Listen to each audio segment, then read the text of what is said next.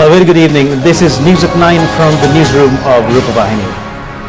Hello there. Very good evening indeed. I'm Shah Mascarenas. And I'm Rohan Mendis. Let's take a look at the headlines for tonight. A Sri Lankan High Commission has been established in Uganda. Cyclonic storm moves away from the island and heavy rain continues in Colombo and southwestern areas.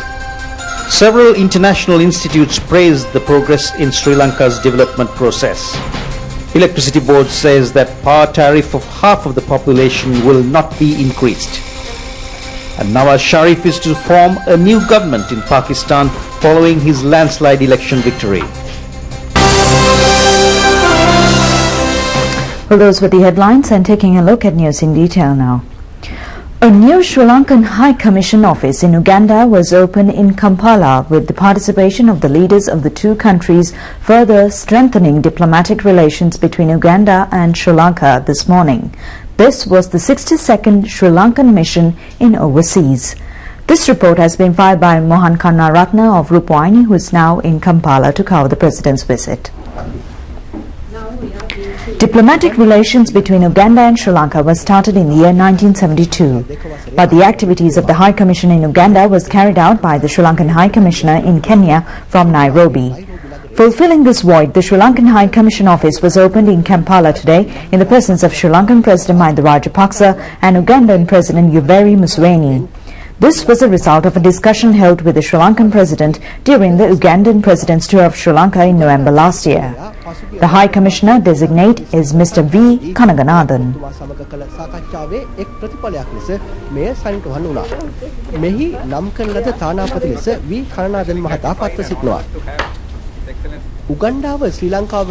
President Mahinda Rajapaksa has agreed in November last year with the Ugandan President to extend support to promote vocational training opportunities for young generation in Uganda, further strengthening the friendship between the two countries. Confirming this agreement, Sri Lanka has stepped in to improve and upgrade the Masulina Vocational Training Institute as Sri Lanka-Uganda Friendship Vocational and Technical Training Institute. The official handing over of this task to contractors took place today. මෙහි සියලු ඉදිකිරීම් සහ ප්‍රතිසංස්කරණ කටයුතු මේ වන විටත් උගන්ඩාවේ කුඩා පරිමාණ ජල විදුලි ක්ෂේත්‍රයේ ශ්‍රී ලාංකීය ආයුධ ලෙස ක්‍රියා කරන A sum of $1.5 million was allocated for this purpose. All construction work and reconstruction activities of this project were handed over to VS Hydro Company Limited, a Sri Lankan investor in mini hydropower sector in Uganda. Ugandan President Yoweri Museveni hosted a special dinner in honor of visiting Sri Lankan President and his delegation last night. Members of the diplomatic corps, Sri Lanka investors in Uganda were among the distinguished invitees. President Museveni paid a tribute to President Mahinda Rajapaksa when he proposed the toast. Foreign Minister Professor G.R. Pires, Presidential Advisor of Foreign Affairs Sajin Diwas Gunawardena and Presidential Secretary Lalit Veeratunga were present. Well, the cyclonic storm which developed in the Bay of Bengal is now moving away from the island. However, the Met Department says that heavy showers could be experienced in Colombo and southwestern areas as well. Heavy rain and high winds played havoc in several areas in the island. 15 houses were destroyed at Wadigavava village in Polonnaruwa.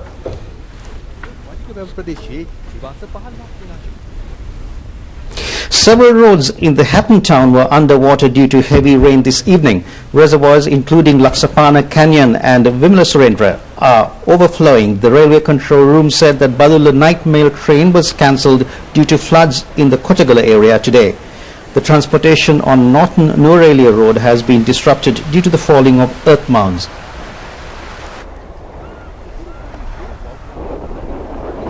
Several tanks in Vavuniya and Mulethivu in the north are overflowing. Fishermen in the coastal belt from Batticaloa to Mana via Jaffna have desisted from going to sea for fishing. Trees were uprooted due to heavy winds in several areas in the Galle district this morning. A person was killed when an earth mound fell on him in Tihagoda Matara yesterday.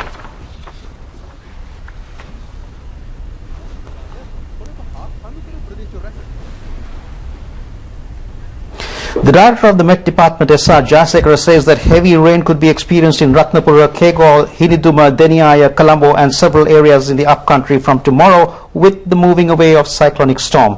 He added that the rain has ceased in the north, but heavy rain is continuing in southwestern areas as a result of the flowing of winds towards the direction of the movement of the cyclonic storm. Fishermen have been warned not to go for fishing tomorrow as the sea will be rough in the northeast areas. Cyclonic storm board was set up by the countries in the region, including India.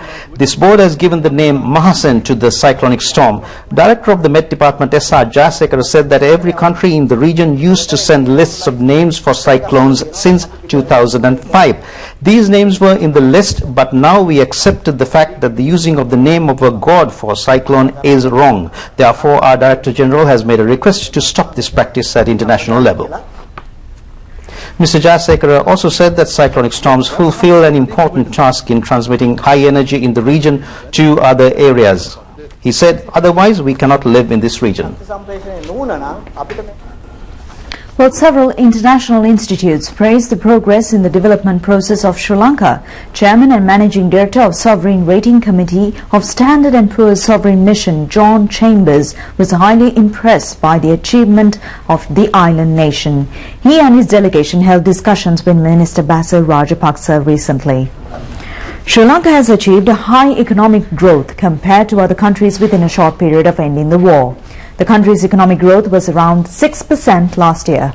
Germany has achieved an economic growth of 7% and Japan's growth was 0.2%. Norway has recorded an economic growth of 3.1% last year.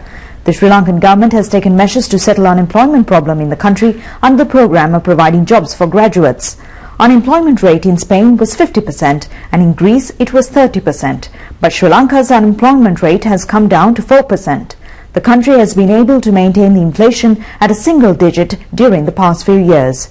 It has been able to reduce inflation up to 6.5%. The import expenditure was reduced by 9.3% last year as a result of the increase in national food production through projects such as the Divinaguma. The completion of the Hambantota Port, Southern Express Highway, Matala International Airport and several large-scale projects was a great achievement of the government within a short period. Rural road network has also been developed to coincide with the national road network.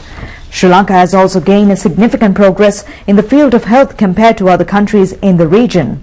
Sri Lanka is considered as a country with a very low maternal and child mortality rate. 94% of the country's population has been provided with electricity. Sri Lanka is the only country in South Asia which provides electricity 24 hours. Several main towns in India are experiencing at least 6-hour power cut daily. 10-hour power cut is being imposed in towns like Islamabad, Peshawar and Pakistan. Well, the Ceylon Electricity Board says that the May Day power tariff relief granted by the President comes into retrospective effect from the 20th of April.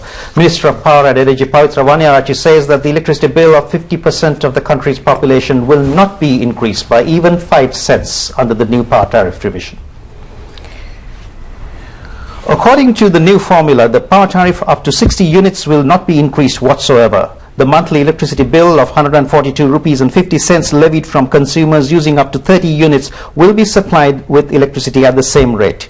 The electricity bill of 371 rupees and 85 cents levied from consumers using up to 61 units from 31 units will not be changed either.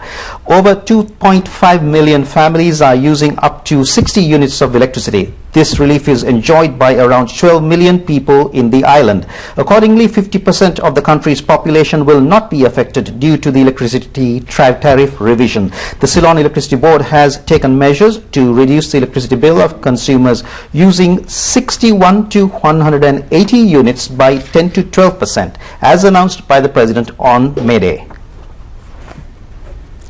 Minister Pavitra Vaniarachi, addressing a meeting at Imbulpe in Balangoda today, said that some ailing political parties were trying to pump oxygen to problems when we were finding solutions to electricity bill problem. The electricity bill of 50% of the country's population will not be increased even by 1 cent. She said some people in the country are spending 600 to 800 rupees on kerosene to light lamps. Well, several scholars have accused groups against the country for trying to destabilize the island nation by conducting protest demonstrations, strikes and processions in accordance with the needs of the foreign powers. They reiterated that everyone who loves the country should be vigilant on these attempts of unscrupulous elements. The Dean of the Sanskrit Language Faculty of the Kelaniya University, the Venerable Ambogama Vimalanyana Thero, said that the persons who were behind these campaigns could be identified easily. Several NGOs are used to spend millions of euros for such campaigns. Tamil diaspora has also spent large sum of money for such activities. No one should be allowed to destabilize this country, he said.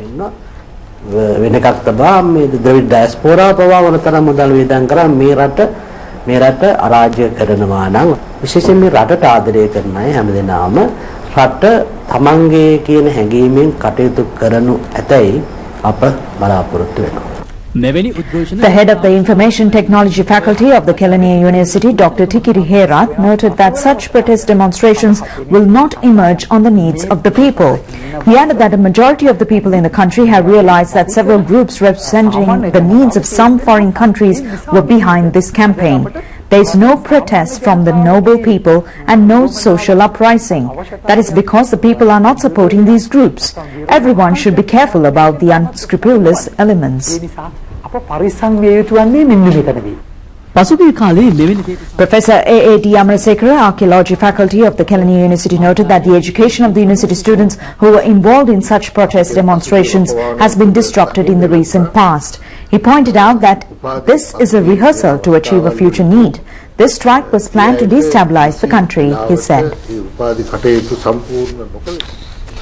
Well, a research reveals that American poverty is rising at present. Releasing a report, an international institute called the Center for Economic and Policy Research says that the United States has not completely recovered from the economic crisis.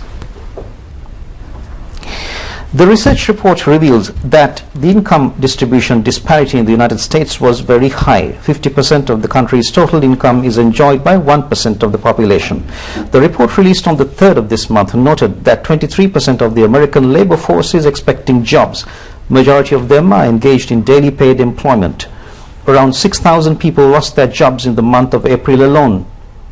The economic crisis in the United States has been aggravated during the period 2008 to 2009. 718,000 layoffs were reported monthly in the United States due to companies which had to face severe financial losses. The State Vesak Festival is to be held at Yudhaganava Rajama Viharaya area. Several religious programs will be conducted to coincide with the event. The Vesak festival will begin with a silk campaign and a Buddha Vadana program on the 24th of May at 6:30 a.m. Plans have been devised to conduct Dhamma sermons, Dhamma discussions, meditation programs and Bodhi Pujas. The State Vesak festival will begin on the 25th of May at 2:30 p.m. under the patronage of Prime Minister D.M. Jayaratna. The ownership of the house will be given to each of the parents of 11 novice bhikkhus in 11 divisional secretariat areas in the Monaragala district. This was revealed at a media conference held in Colombo today. The Venerable Dr. Velamitiawe Kusaladhamma and the Venerable Gunaduwe Gunananda Theros briefed the journalists on the Vesak arrangements. The State Vesak Festival is being jointly organized by the Ministry of Buddha Sasana and the Religious Affairs, the Buddhist Affairs Department, the All-Island Shasana Rakshaka Bala Mandalaya and the Monaragala District Secretariat.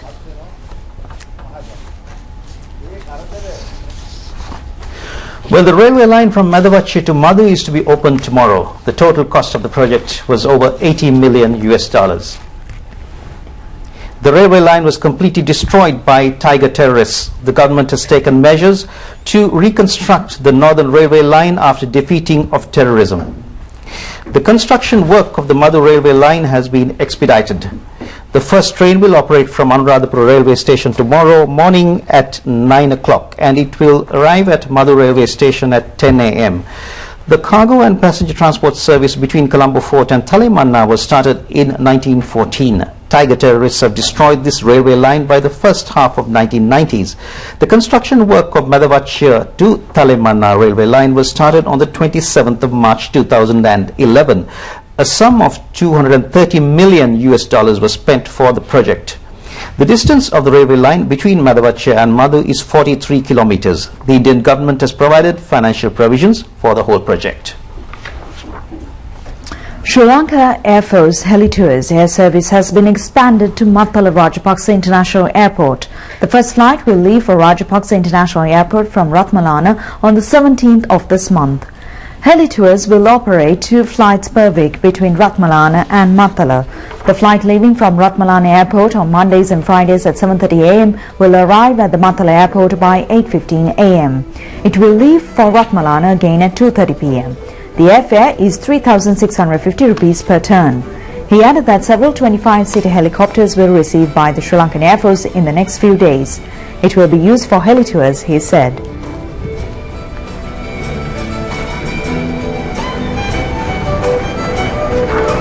Around 8:15, and then they can get a taxi service which is available in Mattala, go to Katharagama and come back and come back to Colombo by about 3:30. So that will be very convenient to those who wants to go to Katharagama and come on the same day. If there is a demand, we will increase the flights to maybe 3 times or 4 times a week in the future.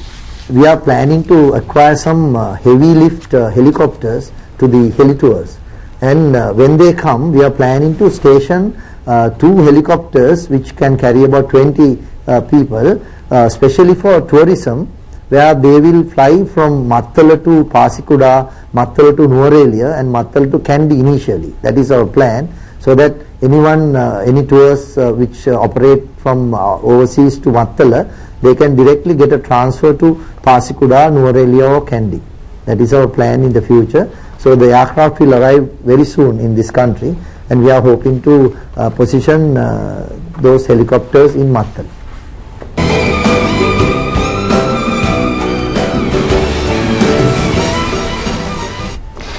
Well, several private bus operators unions say that they will not participate in any strike on the 21st of this month. Representatives of these unions vehemently condemned the island-wide strike scheduled to be launched by several bankrupt trade unions. This was disclosed by officials of 12 private bus operators unions and the Inter-Province Bus Association at a media conference in Colombo today.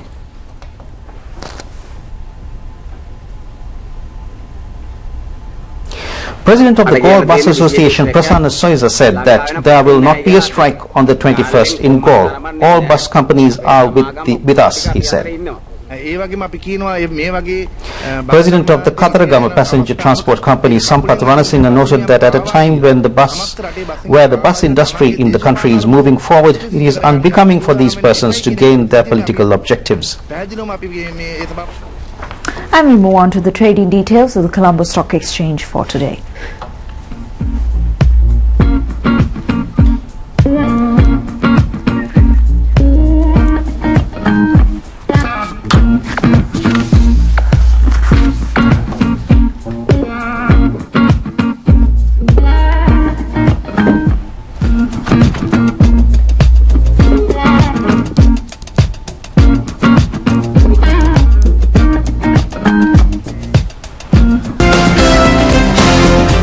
And welcome to Sports News on Rupavahini. DS Senanayake Vidyalaya Colombo beat St. Sylvester's College in Kandy in an inter-school rugby tournament match played at Bogambara Stadium in Kandy yesterday. DS Senanayake Vidyalaya were leading in the first half by 15 points to 13. In the second half, DS Senanayake players staged attacking rugby, scoring 40 more points without allowing the opponents to score a single point. DS Senanayake has won the match by 55 points to 13. They scored their points of 9 tries and 5 conversions. St. Sylvester's College scored 13 points of 1 try, 1 penalty and a conversion.